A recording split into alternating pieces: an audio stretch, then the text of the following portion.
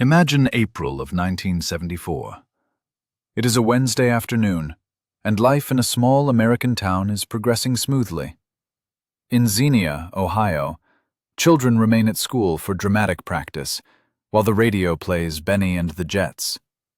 A strong wind blows, and the sky is starting to take on an unsettling, bruised green hue.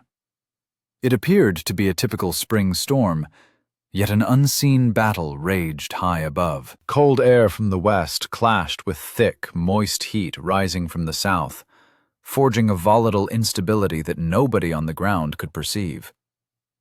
At 4:40 p.m., the atmospheric sounds shifted. It was no longer merely the wind. It was a profound roar, as if the very earth was shrieking. In a mere 9 minutes, a century of history was obliterated. This was more than just a storm. It was the day the sky descended. This chronicles the account of Xenia, the town that vanished in the shadow of the Super Outbreak. The morning of April 3, 1974, began with warmth, escalating to temperatures in the lower 70s by noon. The air felt dense and heavy, as though an immense weight pressed down from above. In Xenia, a town of approximately 25,000 residents nestled within southwestern Ohio's farmlands, daily life unfolded at its usual pace. No one peered at the sky and envisioned the apocalypse, yet something unprecedented was brewing overhead, something beyond living memory. By mid-afternoon, the sky had taken on an eerie aspect. People gazed upwards, their brows furrowing. Something felt amiss, though no one could articulate precisely what. The Weather Service had issued warnings for severe thunderstorms, but this was Ohio, where storms were a spring perennial. Unbeknownst to them, April 3, 1974, would become the most destructive day in American tornado history. Before dusk, 148 tornadoes would touch down across 13 states, 6 of which would attain F5 intensity, the highest possible, and over 300 lives would be lost before morning. Xenia would bear the brunt of this devastation. At 4:30 p.m., the track team at Xenia High School was concluding practice. Some students had observed the peculiar sky through the gymnasium windows, but practice remained practice, the kind of afternoon easily forgotten by dinner. 10 minutes later, everything transformed. The initial harbinger was the silence, not merely quiet, but utter and complete. Then came the sound. Some likened it to a freight train. Others described it as deeper, lower, a vibration felt in one's bones before being heard by the ears, a roar emanating from all directions simultaneously. At 4:40 p.m., the tornado struck the western periphery of Xenia.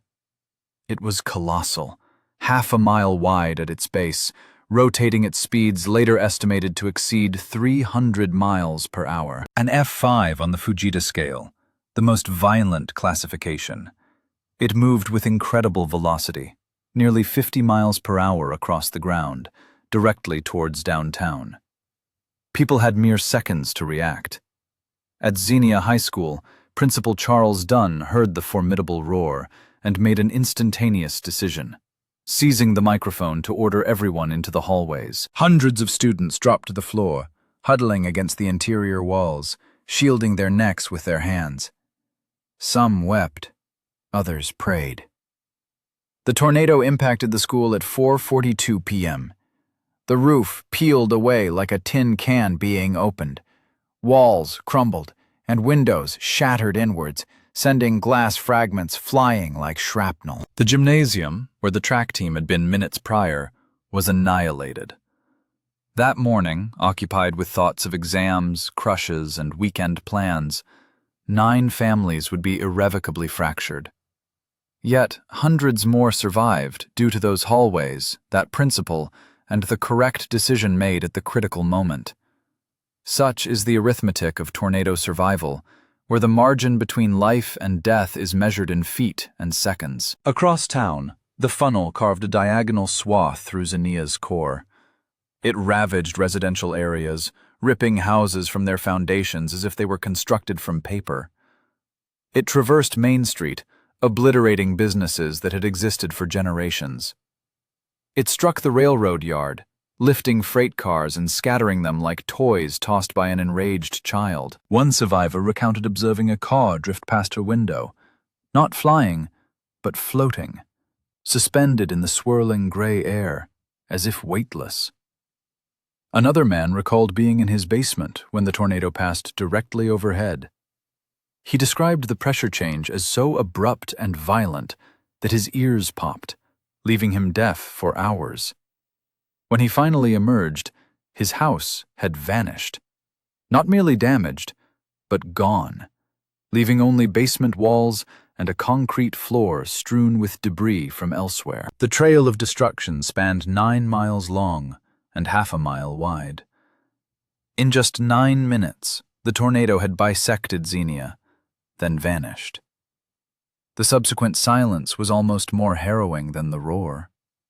People began to emerge from basements, closets, and bathtubs where they had sought refuge, stepping into a world they no longer recognized. Entire blocks had disappeared. Streets, formerly lined with homes, trees, and parked cars, were now barren scars of churned earth and scattered wreckage. The landmarks people had relied on their entire lives for navigation were simply gone. Survivors drifted through the ruins in a daze. Some sought family members. Others simply tried to ascertain their location. The familiar topography of their hometown had been reconfigured, leaving them disoriented. One woman later described walking down what she believed was her street, searching for her house, only to realize she was 3 blocks from her intended location. All the visual cues she had depended on her entire life had been erased in 9 minutes.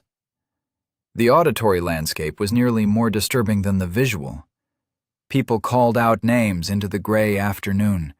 Dogs barked somewhere within the debris. Car alarms, still active, blared incessantly. Beneath it all lay an unnerving quiet, where the typical sounds of a town, traffic, voices, life, should have been. The scent was something people remembered decades later.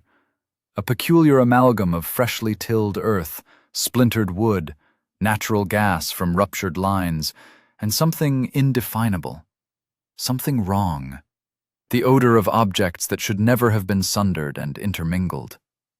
As the sun began to descend upon Xenia, the full extent of the devastation became clear. 32 people were dead, over 1,000 injured, more than 300 homes utterly destroyed, and another 2,000 too damaged for easy repair.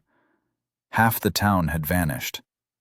What struck this modest Ohio town was just one tornado in what would become known as the Super Outbreak, the largest, most ferocious tornado outbreak ever recorded in American history.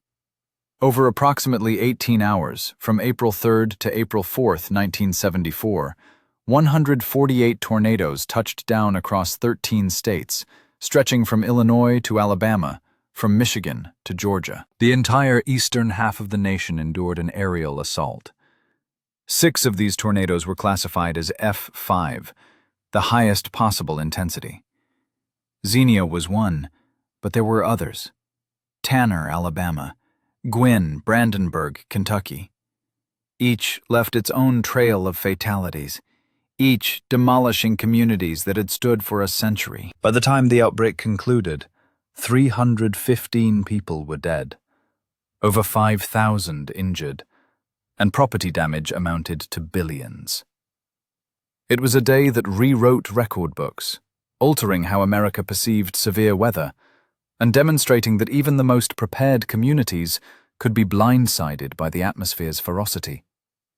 For the residents of Xenia, however, the statistics held little significance. What mattered was the stark reality before them. Their town in ruins, their neighbors perished or missing, their lives upended in 9 minutes. That first night was pure pandemonium. Power was out across most of the town, gas lines leaked, and there was no way to ascertain if more storms were approaching. Emergency services were completely overwhelmed. The National Guard was summoned, and volunteers poured in from neighboring communities. Hospitals in Dayton, mere miles away, were deluged with casualties. Doctors and nurses who had completed their shifts remained, working through the night. Yet, in those initial dark hours, what saved Xenia was not ultimately professionals or the government, but its people.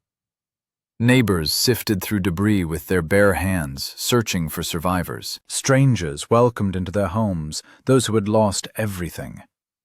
Former business rivals collaborated, clearing wreckage and establishing shelters. On the periphery of the tornado's path, a couple witnessed the approaching storm from their window. Their neighbor's house lay directly in its trajectory. They saw it obliterated before their eyes. Their own home, mere feet away, was spared. Hours later, when volunteers arrived to check on them, they discovered the couple seated on their couch, eating ice cream. When questioned why, they merely shrugged. "We figured if we got hit, we wouldn't survive anyway. But if we did survive, the power was going to go out for sure. Be ashamed to let the ice cream melt." This anecdote served as a poignant reminder that even in the bleakest moments, people found ways to be human, to discover humor, to endure, not merely physically, but emotionally. 7 days later, a college softball team from eastern Ohio traveled to Dayton for a game. Their route led them directly through Xenia. The van had been boisterous en route, college students singing, jesting, and carousing as they always did on road trips. Then they crested the hill east of town and beheld it. The devastation stretched before them, block after block of rubble, the skeletal remains of what had been a downtown, debris piled in mountains where houses once stood. The van fell silent. No one uttered a sound, not a single voice. The singing ceased. The jokes ceased. Everything ceased. They traversed the main thoroughfare through Xenia in utter silence, words failing to describe the scenes unfolding before them. Their quietude persisted until they reached Dayton. If you've ever witnessed tornado devastation firsthand, you comprehend its magnitude. Photographs fall short, as do news reports. You must stand amid what was once a neighborhood to grasp the full extent with your own eyes. The sheer unpredictability is staggering. One dwelling utterly obliterated to its foundation, while the adjacent house merely suffered a few missing shingles. A family of 5 perished in their dining area. Yet their neighbor was flung 60 feet through the air and survived with a fractured arm. There's no discernible pattern or rationale, merely the physical force of violent air colliding with human existence. In the ensuing weeks, Xenia mourned its deceased, with funerals overflowing with grieving attendees. Small caskets were lowered into the earth, families torn asunder by a mere 9 minutes of turmoil. Yet, amidst the sorrow, arduous tasks awaited. Mountains of debris needed clearing, residents required housing, and a town demanded reconstruction. Xenia steadfastly refused to succumb. Within days, temporary accommodations were established. Within weeks, blueprinting for revival commenced. Within months, new structures emerged from the ruins.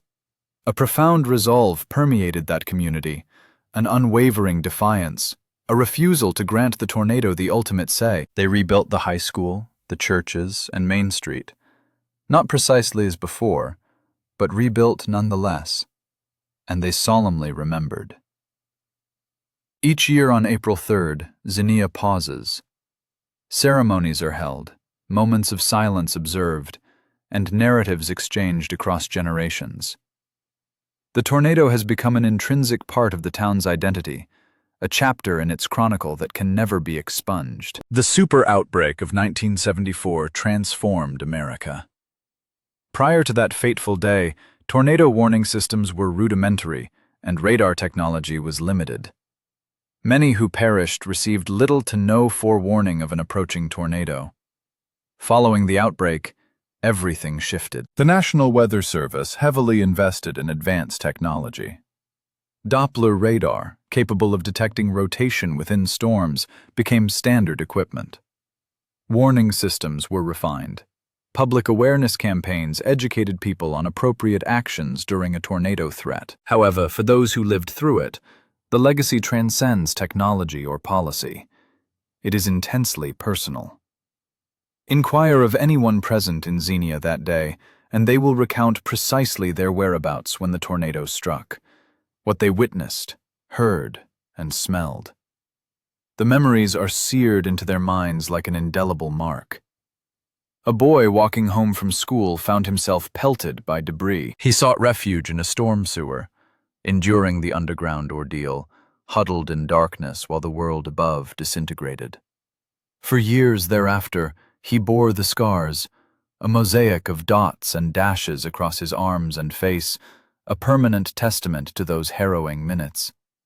A track team member, sheltering beneath the grandstands of the school's athletic field, emerged to a radically altered world. These recollections do not dissipate. They become an integral part of one's being, shaping one's perception of the world. Today, if you traverse Xenia, you might initially perceive nothing out of the ordinary. The streets are lined with residences. The downtown hosts shops and eateries. Children attend school. Adults commute to work. Life proceeds. Yet, observe more closely. Note the architectural styles. Many edifices date from the mid-1970s onward. The rebuilt Xenia, the town that literally rose from the rubble. And engage with the residents.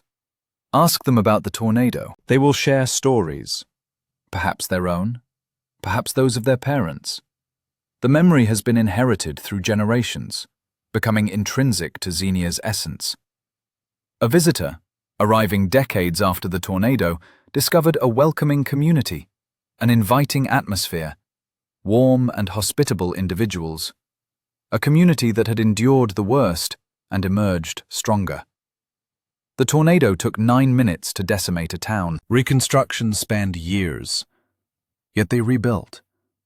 50 years later, Xenia endures, remembers, and thrives. This is the true narrative, not merely the destruction, not just the statistics that populate historical records.